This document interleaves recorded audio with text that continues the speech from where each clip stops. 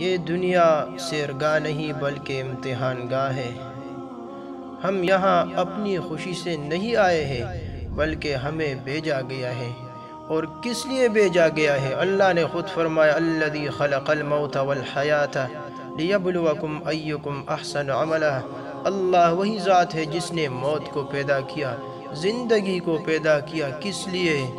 تاکہ تمہیں آزمائے کہ کون تم میں اچھا ہے عمل کے اعتبار سے۔ یہ نہیں فرمایا کہ مال کے اعتبار سے، نسب کے اعتبار سے، شکل کے اعتبار سے نہیں، بلکہ تم میں کون سا اچھا ہے عمل کے اعتبار سے تمہیں اسی لیے دنیا میں بھیجا گیا ہے۔ تو اللہ رب العزت نے انسان کو اپنی قدرت کاملہ سے پیدا فرمایا اور کچھ مہلت دے کر اس دنیا میں بھیجا ہے۔ یہ دنیا امتحان گاہ ہے، یہ سیرگاہ نہیں، تماشا گاہ نہیں، آرام گاہ نہیں، قیام گاہ نہیں، یہ امتحان گاہ ہے۔ افسوس کہ ہم نے اسے چراگاہ بنا لیا ہے۔ ہمیں آزمائش کے لیے پیدا کیا گیا ہے۔ الدنیا دار المحن، دنیا امتحان گاہ ہے، آزمائشوں کا گھر ہے۔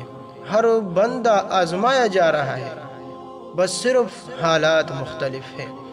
کسی کو اللہ دے کر آزماتے ہیں تو کسی سے لے کر آزماتے ہیں۔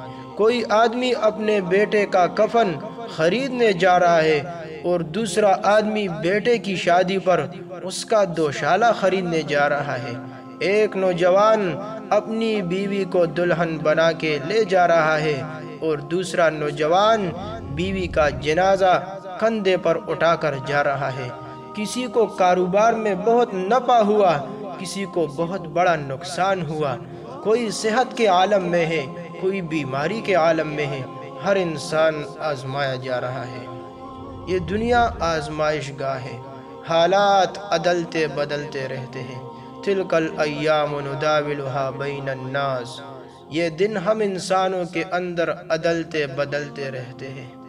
جب دیتے ہیں تو دیکھتے ہیں کہ شکر ادا کرتا ہے یا نہیں، جب لیتے ہیں تو دیکھتے ہیں صبر کرتا ہے یا نہیں۔ صبر کرنے والا بھی جنت میں جائے گا اور شکر کرنے والا بھی جنت میں جائے گا۔ اس لیے مومن کے تو ہر حال میں مزے ہیں۔ یہ ایک بنیادی سبق ہے جو ہمیں اچھی طرح یاد کرنے کی ضرورت ہے آج۔